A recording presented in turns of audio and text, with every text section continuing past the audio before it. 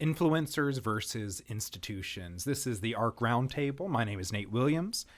Next to me, we have Spencer, Blake, and Zeke. One interesting conversation that we've had recently in our culture is the importance of influencers over and above institutions, where we're following individual people as opposed to organizations and groups. And on the back half of our conversation, we'll talk about what this means for the local church. But before we get there, I have a game for us. I'm going to have y'all think of your favorite, most trusted online content producer, influencer, YouTuber, podcaster, and you can think of multiple because I'm going to do different areas, but at least have one. So Spencer and Blake and Zeke, do y'all have at least one influencer that you really trust online? Okay. Blake says yes. Zeke? Yeah. Spencer? Yeah. Okay. We're going to play a game. Who do you trust more? Now, I talked with Zeke a little bit before the episode, and these parameters bugged him, but we're going to do it anyways. Okay. All right. For this, you have no details. There is no nuance. It is a binary answer, so it is hypothetical. You don't get any more information, okay? So just know that. It's either or. So we're going to start at the very top. Trump's White House, okay? If the White House comes out with a statement on a topic, any topic, but again, hypothetical, if the White House comes out with a statement on an issue and your favorite influencer comes out with a statement that diametrically just disagrees with what the White House has said, who do you go with if that's all the information you have? The White House policy position or your influencer's position? Influencer's position. Influencer. Yeah. Same. Okay. So y'all keep your own score. Right now it is 1-0 in favor of your online influencer that you like. Yeah. Okay. So, okay. After that, let's go medical. You have the AMA, the CDC, and NIH. They come out with a statement on a topic or an issue. Now, your trusted influencer comes out with the opposite position. Do you trust the medical establishment, the institutions, or do you side with your influencer? Influencer. Influencer. Yeah. Institution. Okay. So Zeke's 1-1. Y'all are 2-0 in favor of your influencer. Okay, let's talk news. There's the Associated Press, the New York Times, CBS, NBC, ABC, all these others, whatever one you pick. So media establishment versus your favorite online content producer, who wins? Influencer. Influencer. Okay. So now we get to teaching, teachers, education, colleges, universities. Let's see. I'm trying to look at, you have Harvard University, Oxford, Stanford, etc., MIT. Let's say you have, the teachers' unions and associations, etc., etc. So the educational establishment, the institutions that compose that, they come out with a statement on an issue versus your favorite influencer. Who do you go with in terms of trust? Influencer. Again, in a hypothetical where they just they arrive at two completely opposite positions. The real question we're trying to answer in our head is, okay, maybe it's not always yes or no on on every issue, but it's on majority of issues. Which one will we most likely side with? Is that fair? Sure. Okay.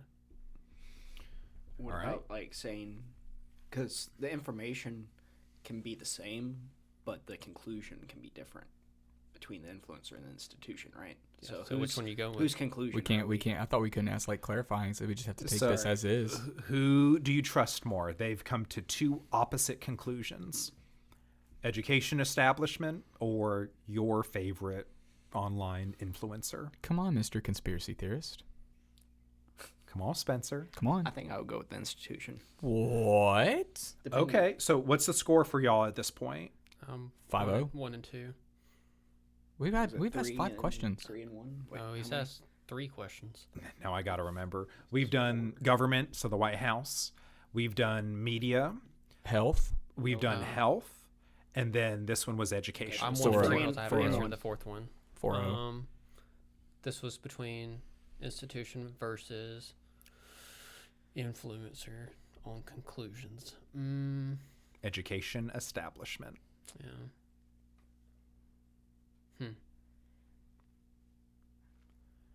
All right, Zeke is thinking deeply, but with this being a podcast, you can't see that if you're listening. Yeah, you're overthinking this, dude. Zekery, You just gotta come go. on. Just gotta go. Jump off. Jump off the cliff, bro. Just do it. I'm going to go with institution. Okay. So, Zeke, are you 2 and 2? Yes. That's crazy. You're 4-0. 4-0 influencer for Blake. Spencer? 3-1. 3 and 1. 3 and 1. Okay, I see the different gradations there. Okay, now there's all of that. I'm going to move in a theological direction. Again, don't mention names, but I will reference your senior pastor Blake coming Tetro. up. What's that? Blake Tetro. Oh, Yes. influencer. All right. For Zeke is a Baptist. So for him, Yes. this is the SBC, Southern Baptist Convention. For us at our church, this institution would be the Evangelical Association. That would be our institution.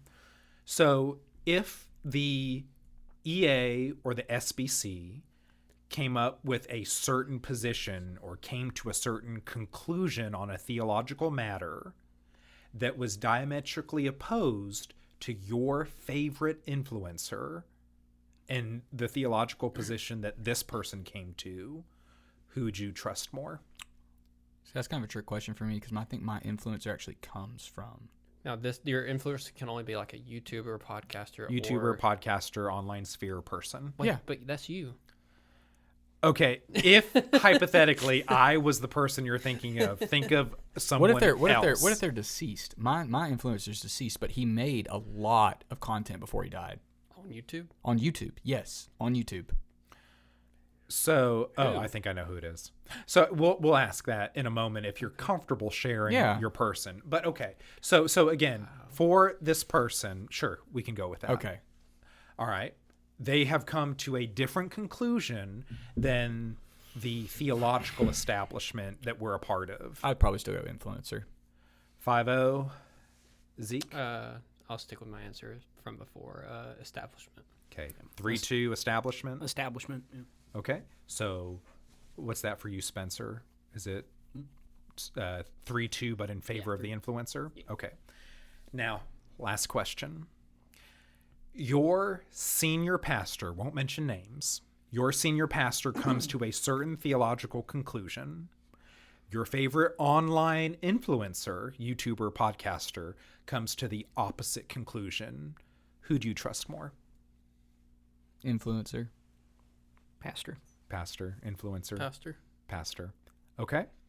So thank y'all for playing. We will tally our scores, and then we're going to talk about why influencers have become so popular and why we don't trust institutions anymore. But Zeke, what's your score? How many questions? 6? I think 4 that's for six. 2. Or 2 for 4 if we're going influencers versus institutions. 2 to So 4. Zeke is more trusting in institutions. Blake? 6-0. 6-0. Influencer. Blake goes online influencer completely. Spencer? 50-50 down the middle. 50-50 down the middle. So I do like the difference in opinions here. Let's talk about that because this has caused a lot of distrust because we all have our different news sources and people we follow. Why have influencers become so popular versus traditional institutions? Does anyone want to take a stab at it? Easier consumption. Easier consumption. Can you explain a little more? I mean, for the most part, you can sit down and watch an influencer 12 to 14 hours a day if you really wanted to. So you could get all their catalog in just a few days, weeks, if you really wanted to. So you can Hold on, but institutions now have their version of podcasts. They have Yes. their version of books and all that. Yes, we could put that there, but there's also the element of having this like sort of relationship That's with what an I was gonna say. influencer. Okay, And with an so you're saying institution, relationship. When an institution creates content, it doesn't feel as personal, and doesn't feel relatable. Yeah. And Okay. so there's that element of it where it feels like someone can speak directly to you, or you could relate with that person. Okay. Anyone else want to speak to that? I think this. I think there's several institutions which have broken our trust. It's like Can you give some I'll elaborate. It's like when you really, really love a football team and they keep saying they're going to do better, but they never do better. Zeke, is this coming from a personal? No, I just can't think of Pain in I your can't life? think of a specific team, but like Yeah. they're out there. Yeah. Does it rhyme with Ballburn? Maybe, yeah, I think Did so. they just play in the Byron? But I mean, I'm Bowl? actually making a real point though. I mean, institutions have done things where like we can look back over the past 10, 15, 20 years. Just we could go for just that far, and we can see blatant lies from both sides. And it's like, how can I trust you if you're willing to lie on purpose and never admit to it? Then why should I trust that you're not lying now? I'm thinking mainly of news media because that's the one I said, like, no, I don't trust them. Left and right, like, I've caught both of them in lies, like, in various topics. And it's just like, it seems like you're doing it for clicks and views. And influencers do it too, but with influencers, there's a million of them that I can choose from. I'm not limited to just these big corporations. Yeah. Blake, any thoughts there about why we like influencers? Just what Spencer says, just the personability. Like, I feel like I can relate to one person more than I can relate to a corporation. Yeah. Like, everything feels so cookie cutter in a corporation, and with influencers, you get to see unique personalities that kind of fit your type as well. I wonder, though, do you not get the same? I'm going to think of, let me try to think of an example from both Don Lemon. Is that how you say his last Yeah, name? Don Lemon. Don Lemon, Feels like it should be Lennon, but John it's not. Lennon. Okay.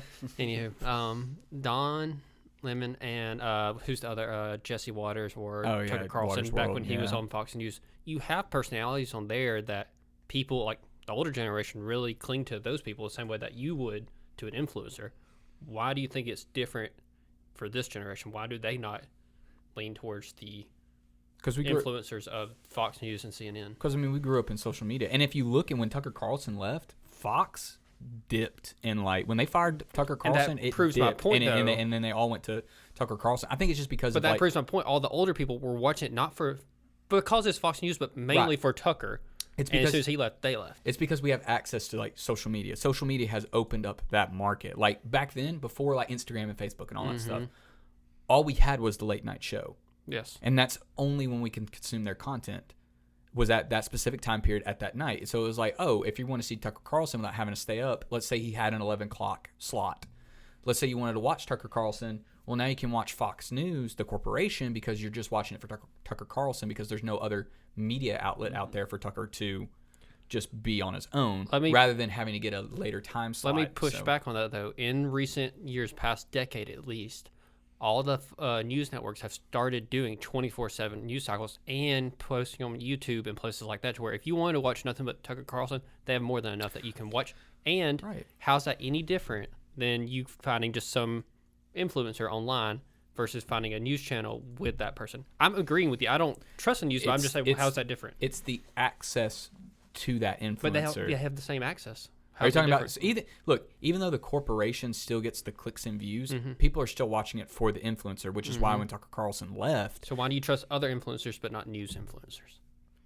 Because the umbrella that they're no, under. I think no. What you're asking is news influencers are still the same as regular influencers. my They're point. just a part of a corporation. Agreed. So but that's not what's saying I the- trust Fox News. Okay. Does that make sense? It's like I can trust. But why? I agree with you, but why? I think What's your reason? I think it's just like, just the nature of it, like just the nature of the news media. Like you can't really at this point you can't really trust the news. Like when the whole Fox News leans one way, then you go to CNN and they all lean another way.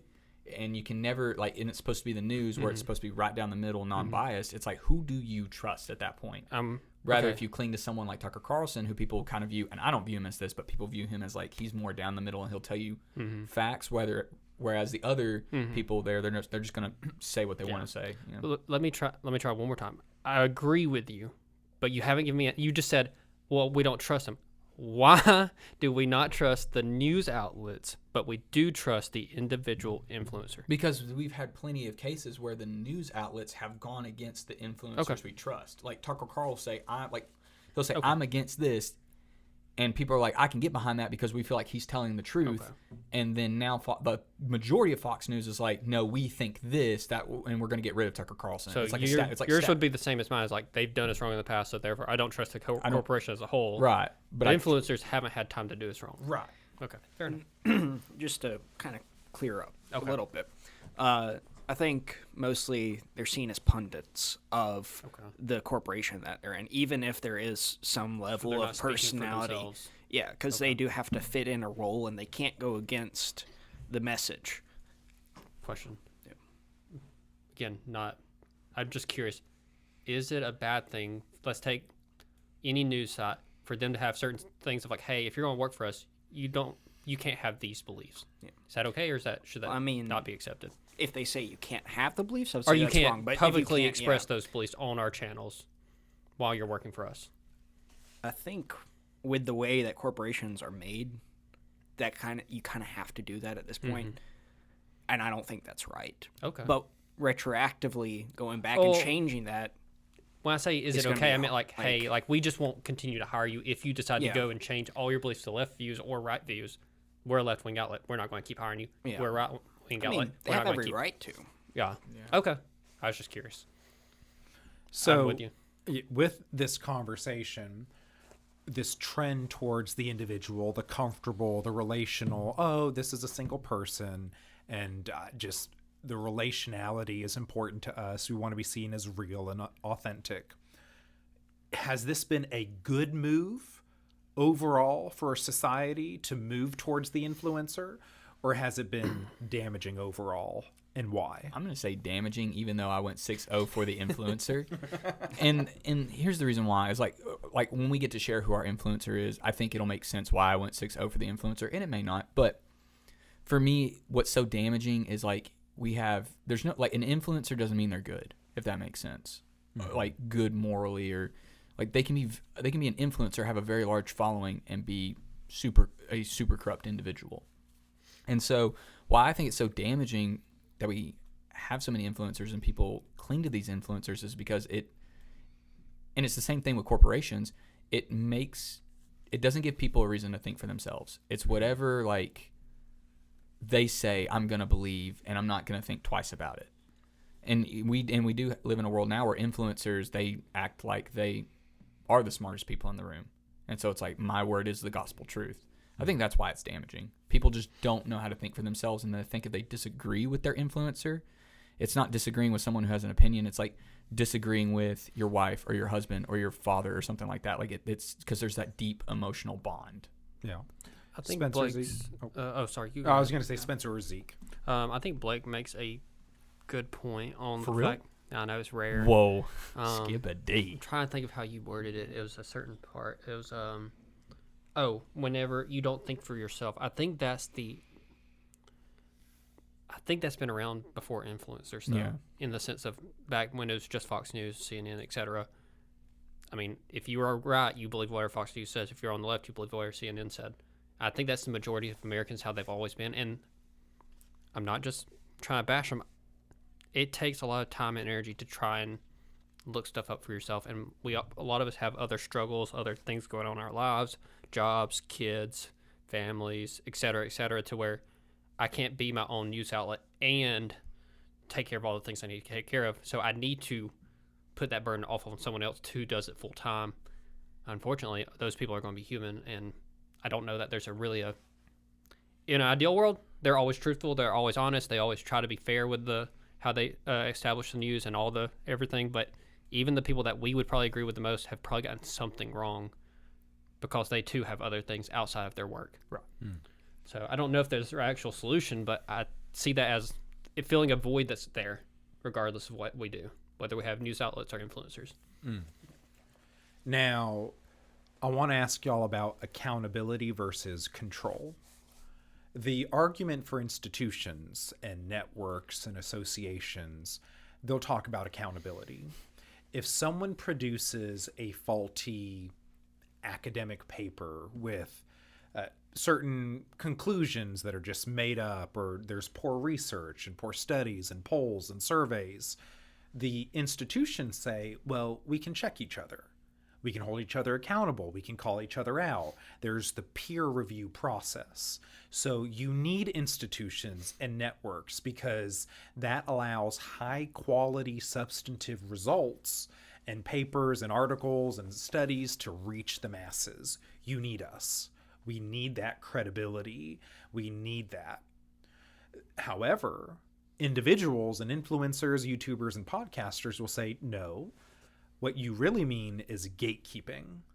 You want to control who is considered authoritative. You want to control the information. You want to control the credentialing process. So you're not after quality, you're after control and censorship. So if someone's outside the network, they don't get invited to conferences, they don't get to publish their books, they don't get, a lot of website traffic, whatever. So where do y'all fall in that debate? The institutions for credibility, the influencers for freedom and being able to speak the truth. Any thoughts there? So one thing that's come out on the internet recently, I don't know if y'all keep up with fitness too much, but there's a Fitness donut in my mouth. Yeah, that's what I was about to say. there's a influencer of the name Dr. Mike Israetel. Okay. Oh, yeah. He was completely exposed and he was checked by an institution. He has the doctor title, but you go to his dissertation and there are hundreds of mistakes within the dissertation that passed. So it was between just being completely wrong on facts, a lot of grammatical errors, and it just showed a lack of work and trying with it within the dissertation. And so you can look at that and say, well, see, this entire process with academia, within the space, within the medical and sports science space, is completely wrong. Or you could look at it and say, and you're going to go away from it, we need to have our own thing, do our own thing. But if you really hold to that these things are wrong, and you have a lot of information, or if you have a lot of drive and a lot of knowledge on medical and sports science, you should look at the process and say this needs to be reformed because the people that did this should be held accountable. So it's more of a So where do you fall? I would say more so on the space of this can be used for control. This isn't always right. You just want to have this space. But if I want to make a change, you have to start with the institution, within the institution, to make a change. Okay. He's an interesting case because he would also be an influencer. Yeah. As well. So he kind of falls. But I know with the exposed stuff, obviously he would fall in more of the camp of influencer. But he was touting himself. Right. I mean, he has the doctor title. Right. So he was able to use that as an authoritative position. Yeah. Blake, you were going to speak a little bit on the whole censorship versus freedom issue between influencers and institutions. And see, this is tricky for me because you need both. You really do. And that's kind of where I fall on the line, is like you need both. But at the same time, if you break it down to its absurdity, like influencers say they're for freedom, right? But who really controls the narrative on what people can consume? It's the influencer with the biggest following. So they become their own little bit of the flaw. They become their own institution. Right? Like I like to think, and he's not corrupt. Well, it's not corrupt, but I think of Charlie Kirk, right? Without Charlie Kirk being as big as he is, we wouldn't listen to people like Candace Owens, or we wouldn't listen to people like, fortunately, Nick Fuentes and stuff like that. Without Charlie Kirk, so it's like without these big social media people who like paved the way, you could call them an institution if you wanted to. That's like, to me, it's like you need both. Like you can't get like they're intertwined. They're intertwined. Like you can't say for 100% certainty that institutions are just for control. Sometimes it feels like that. Sometimes they really do. They just want to gatekeep. But you can also say that about other influencers. Influencers get big enough. So Charlie Kirk was an absolute force of nature when it comes to personality and energy. Just his travel schedule was insane. He held so many events. But then what did he do? He created TPUSA, and that organization has become its own institution. Right. So they are intertwined. Zeke? I think I'm for the model of the institution of how it's supposed to run. I think we're all kind of going around that of like the way it's supposed to work is a good thing. It's just a matter of and here's where I think the problem is, and the solution. I'll offer a solution. The problem is the right and Christians, and a little bit mixture of both, have kind of abandoned the institution for a large part of it, which has created this giant echo chamber. And that's not the word I'm looking for, but it's more of like when you have only one side checking their own work, then of course you're going to get corrupt institutions. And even if it was on the right, and it's just the right checking their own work, you're going to get corrupt stuff. That's where I think the solution is the people that we trust online, these influencers, and they're the ones that are, like I think of Inspiring Philosophy as one that I would trust online, who I think he's well researched. I think he does a lot of good stuff, and he's just as smart as most of the doctors out there. People like him need to go get a doctorate and get certified so that they can be the balancing side to the institutions. So that would be my solution: is the people who are smart and educated, like Charlie Kirk. Apparently, he didn't need college. And there's probably a lot of people who don't. He's probably had some. He was probably right on a good bit of that. But people like him who are smart enough to go to college and get these degrees and get these certifications, so that we can have a actual system that works together to provide a better solution. I agree with that. One analogy I think of is almost like the Roman Catholic Church and the Protestant Reformers. Yeah. The Reformers broke the mold and went outside the institution, or let's be honest, some of them were forced to. They were excommunicated. But then eventually those reformers formed their own denominations, whether intentional or not. Sometimes yes, sometimes no. So Luther led to Lutheranism. Then there's Reformed theology and Anglican theology, et cetera, et cetera. So it's almost like influencers are needed as a corrective for institutions. And the hope is that they can then reform. Spencer noted that a little bit. They can reform those institutions or form their own, and hopefully those are better than what came before. So lots of interesting thoughts there. We're going to now talk about the local church. So if you're part of a local church and you're looking at all this mess, the debates, influencer, the individual versus massive institutions, and what do you do about this? Churches have handled this in different ways. Some of them you'll want to feature maybe a pastor who looks good on camera, good speaker, good writer. And so they say, well, we have our pastor who's very charismatic. And so you can go that route of involving some influencing type tactics, maybe great social media presence, all that. Others are like, no, we're not going to change a single thing. We're going to have, older websites, no social media, come here on Sunday, go to Sunday school, and we're going to do things the way we've done them for 100 years, and we're not going to change a single thing. Yeah. When it comes to local churches' response to this issue, how should a local church respond to all this? Any thoughts, comments, questions related to this issue? When responding to institutions? People not trusting institutions, okay, and people trusting influencers. How should the local church respond to that phenomenon? Okay. I don't know how y'all think about this. I know this talks about government, but see, I don't know, because that's more about government. Romans, is it Romans 13? Like, when Paul's like, because if you consider it, Paul was like an influencer, widely popular. Okay, that's interesting. He would be an influencer. Hold on, let's work through this. Yeah. Because the church was not fully developed in all these different ways. Yeah. So he was a highly influential person, credentialed and certified by Jesus and the miracles he performed, that's fascinating. Zeke Spencer, would you consider Paul to be Okay, don't think like influencer like Yeah. Paul's doing a TikTok dance Yeah. like By not like definition, that. that's what it's like writing the book of Ephesians. not like and that, it's but what do y'all think? He wasn't an institution quite yet, but the he way was we think. approved. So if we're on, the way we're defining it though is okay. Instead Say of someone videos, from he had letters. yes, but And I mean, like, influencers have credentials. But okay, here's the difference. Influencers, back to our point, have no what's the word? No. The thing that tells you if you're credible.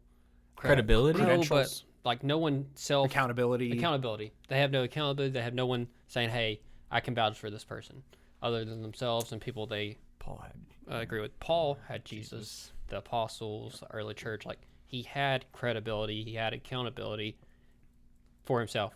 So he's not an influence. He's influential, but he's not an influencer. Okay, that's fair. Any Yeah, thoughts there, Spencer? Paul literally had Jesus stop him in his tracks and blind him. So he gets a little bit more credibility behind who he is than the average influencer nowadays. And that's fair enough. But even then, like what I'm mostly getting at is like Paul did have credibility. He'd have somebody back him up. But even then, he's telling us, here's this guy that has credibility that you can listen to. And even then, he's saying, listen to, and it's government, it's still an institution. He's like, we still have to respect and listen to the institution because the institution has authority. Now, granted, that is if it's within the realm of It's doing its job. it's doing its job. But as Christians, it's There's like still a base respect for the yes, government. Exactly. He also said, he probably said it multiple times. I'm thinking Galatians or Colossians where he said, even if I come back giving you a different gospel than what I've given you already, don't listen to me. So, like, imagine an influencer saying that today.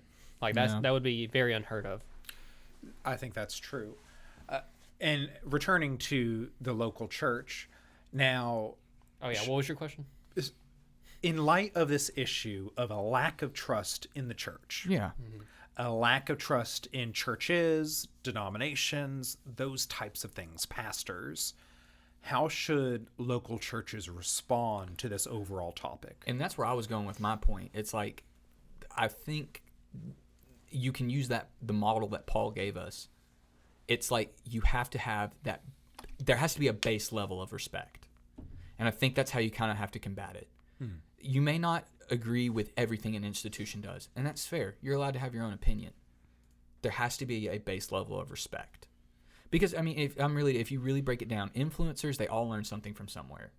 And I'm like kind of the proponent of like, they got it from an influencer. They might have learned it from an institution. They might have learned it from another influencer, which then, they're an institution. Like everybody learns something from somewhere. Like there's always like a source for all information. And so just having that base level of respect, I think that's the first. I'm not saying that's the solution, but that's a step to the solution. Yeah. I think where a lot of distrust in the church comes from is when we look at the Vatican or we look at a local non-denominational church that, mega church. So where's the Vatican? It's at the top, right? The top of the Roman Catholic Church. They answer to God, but where's their other authority come from on this earth? Like where are they held accountable?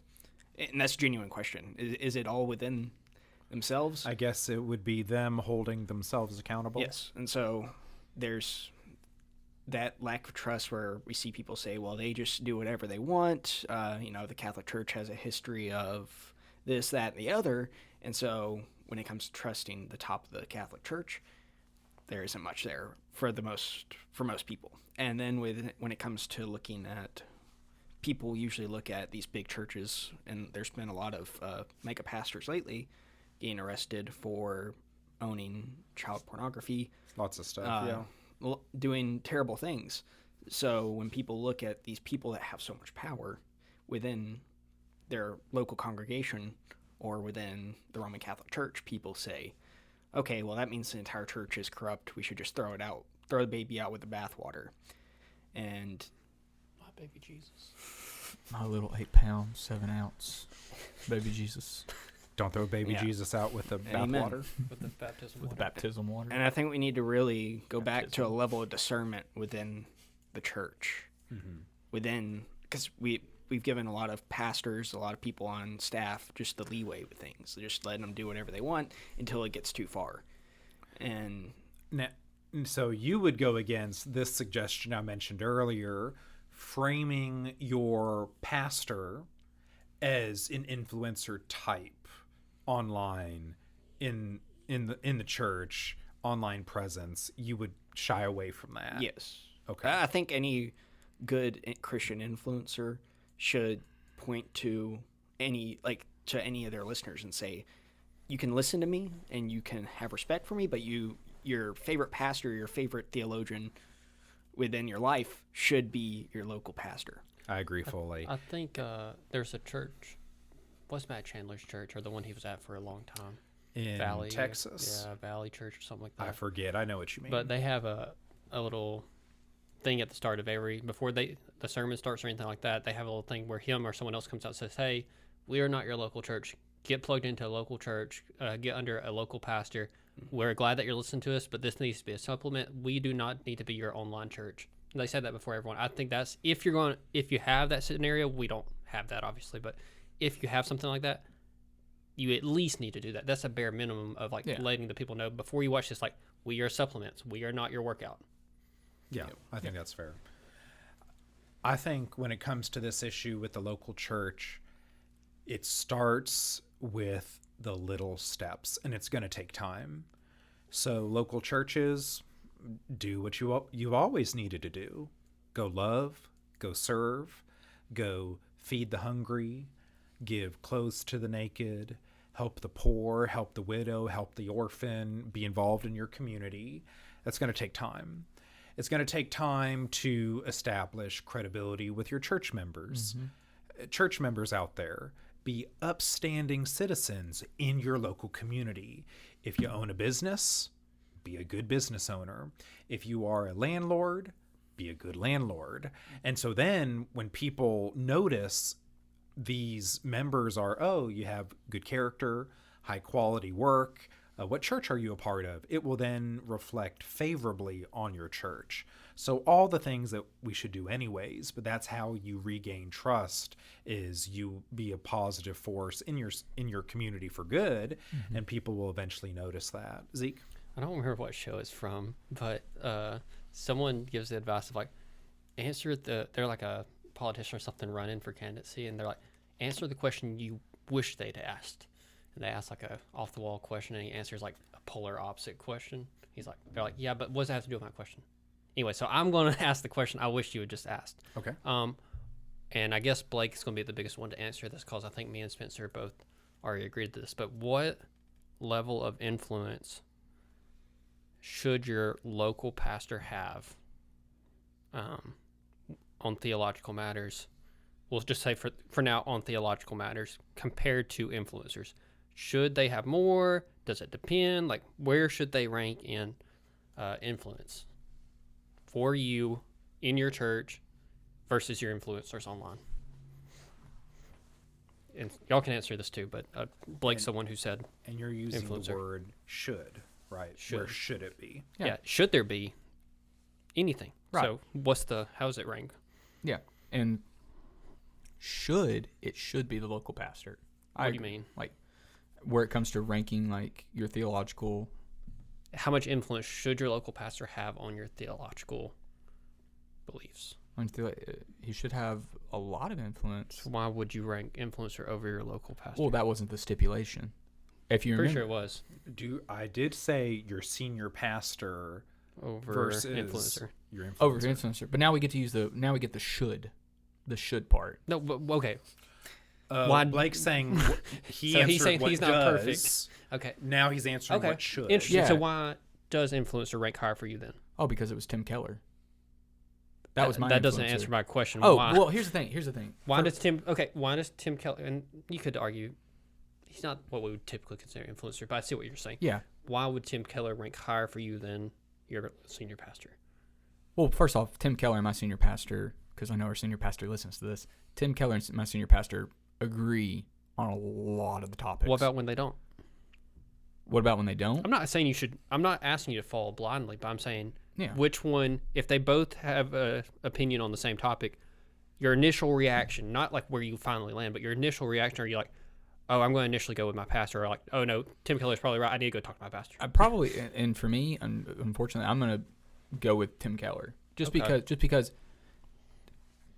it's. Why? I think, and it goes back to the consumption. I think I have spent more time with Tim Keller than I have my senior pastor, in the sense of I have spent hours upon hours listening to him, not being able to have a conversation comparative to my senior pastor. Now, I talk with my senior pastor, and we have great conversation, and we'll have deep theological conversations. But the amount of time I've spent with Tim Keller versus the amount of time I've spent with my senior pastor, I mean, it doesn't really even compare. Why does having listened to him more make you? Why does that influence who you initially trust more? Just because you listen to him more? I think because and it's weird, but it builds a relationship in the sense of you spend more time with them, you hear their voice, it's like comfort. It's like that. It's like that blanket. I'm not saying this is necessarily a good thing, but it's like if you trust them, you've seen the fruits of what they're saying, and you've seen how it's helped your life. Granted, the words that Tim Keller spoke, I believe, are given from God in the sense of Holy Spirit working through him. Okay. Do I believe that everything that he probably says is the gospel truth? No, he's fallible. He's man. Okay. But what I'm saying is I have a lot of trust in him because of the words that he said in his mission and his ministry, how it's impacted my life. Okay. So I trust that because it's like a deep relationship we've built, even though I've never spoken to the man and never will get to speak with the man. Well, heaven, hopefully. If you make it. Yeah, if I make it. It's like a 50-50 shot at this point. Keep on working You harder. and Trump both. If I just work hard, kiss a lot of babies. One good work at a time. One good work at a time. The motto Spencer of our said podcast. the opposite, though. Oh, sorry, go ahead. But I was just saying, like, on the flip side, let's say I spend the amount of time I spent with Tim Keller, metaphorically, there's quotation marks over here. Y'all are just so close. I know. We're just like this. dude, he wishes me a happy birthday all the time. Tim. If I spent the amount of time that I've spent with Tim Keller with my senior pastor, I genuinely think my answer would probably flip. Interesting. Now, like I said, Okay. absolutely. The senior pastor. Before I go to should. Spencer, why should? It's because it goes back to like that the local establishment. Like, you don't know, and this is gonna sound so contradictory because I chose influencer, but like, So you can know the right answer and still not do the right answer. We do that all the time. So yeah, You can also just say, I don't know. Yeah. Really, I mean, I don't know. I mean, other than just the simple fact of you spend more time with them, they're part of your community. Like you do life with them, like actual real life, not just they're a part of your daily routine of listening. Like you do real life with them. You experience a real relationship. You just said something very profound. Living life together. Yeah. That's where God has placed you in your community. I think that's really important. What's your thoughts? Ultimately, where the authority comes from is Scripture. And I think academically, it really comes from church fathers, people that were there studying, devoting their lives to the gospel, to the truth of the Bible. And there's so much out there. So you can always go to those things. But the local pastor, I mean, influencers, you can find a niche. You can find a lot of great information within that, as long as it lines up with what is being taught in Scripture. But like I said, the pastor, you're going to live life with him. He's going to administer the sacraments. He's going to give you this weekly reminder of Christ and what that looks like. And really, no influencer, no book is going to give you that. Yeah. I think that's a good point. Embodied. We are embodied people. So where our bodies are, the people you hug, you shake hands, you sing with, you eat with, God placed us there for a reason, and we need to be present there. And let me add one clarifying thing. And Spencer, I'm glad you brought it up. Obviously, in this scenario, like, it's assuming that both people are, to their best ability, aligned with Scripture. Yeah.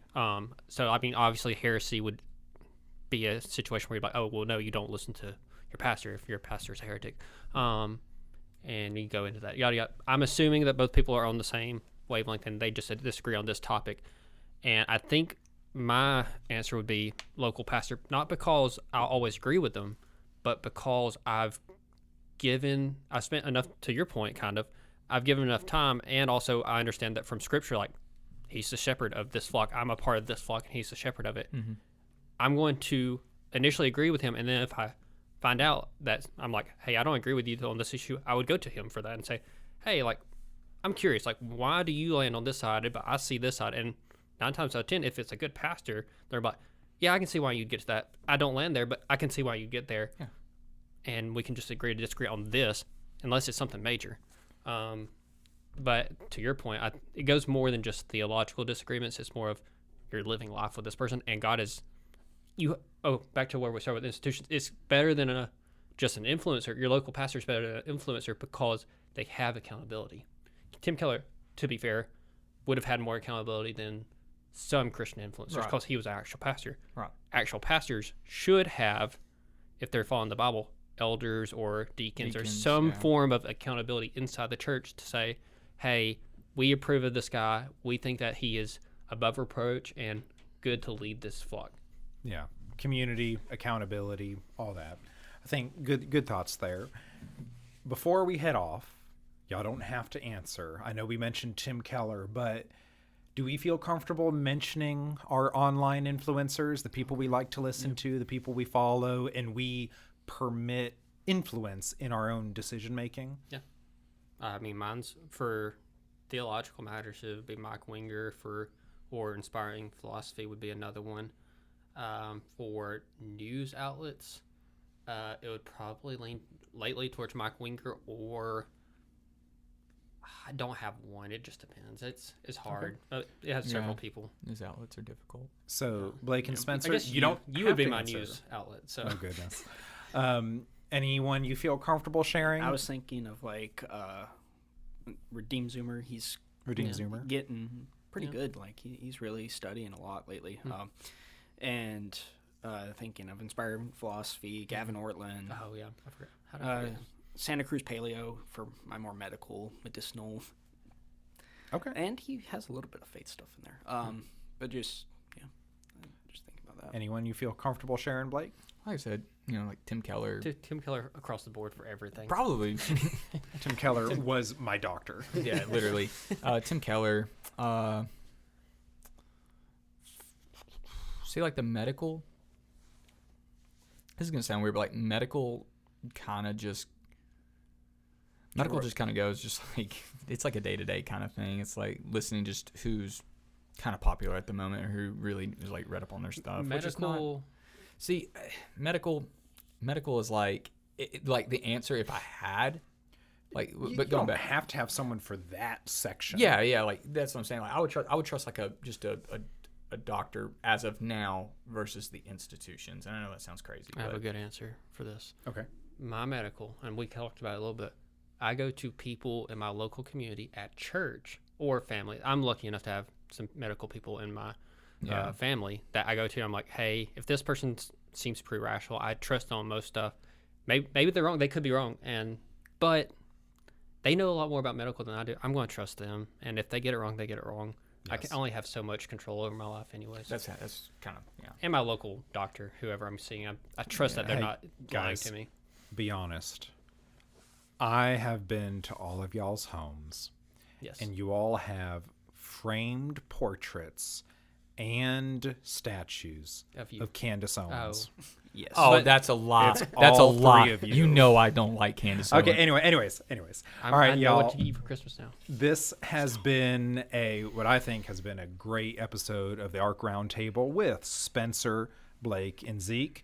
Keep on coming back. We'll have more episodes for you. But until next time, God bless. Take care.